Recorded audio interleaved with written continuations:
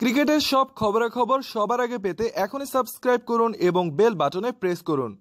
নিউজিল্যান্ডের বিপক্ষে 3 match one day সিরিজের প্রথম 2 ম্যাচে পরাজিত হয়ে সিরিজ হারিয়ে ফেলেছে বাংলাদেশ। হোয়াইট ওয়াশ এড়ানোর লক্ষ্যে সিরিজের শেষ ম্যাচে আগামীকাল মাঠে নামবে টাইগাররা। বাংলাদেশ সময় ম্যাচটি শুরু হবে ভোর 4টায়। আর এই ম্যাচে জয় দিয়ে ওয়ানডে সিরিজ শেষ করতে চায় বাংলাদেশ অধিনায়ক মাশরাফি বিন মুর্তজা। এজন্য টপ অর্ডার ব্যাটসম্যানদের কাছে রান চেয়েছেন তিনি। একই সঙ্গে ডানেডিনের উইকেট নিয়ে বেশ আশাবাদী মাশরাফি। ম্যাচ পূর্ববর্তী সংবাদ সম্মেলনে মাশরাফি বলেন, আমি যতটুকু জানি ডানেডিনের উইকেট ব্যাটিং করার জন্য খুবই ভালো। এখানে আমরা আগে টেস্ট খেলেছি, সে সময় আমরা দারুণ ব্যাটিং করেছিলাম, যদিও সেটা টেস্ট ছিল।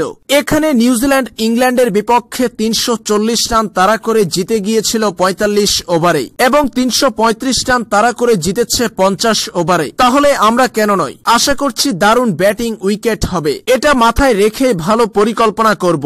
এরপর মাশরাফি আরো বলেন, 2 ম্যাচের উইকেটই ব্যাটিং এর জন্য ভালো ছিল, কিন্তু আমরা পারিনি। আশা করি কাল টপ অর্ডার রান এনে দিবে। কিউইদের বিপক্ষে শেষ ম্যাচে জয় পেতে আশাবাদী মাশরাফি বিন মুর্তজা। আর তাই তো ম্যাচ পূর্ববর্তী সংবাদ সম্মেলনে এ সমস্ত বার্তা দিলেন তিনি।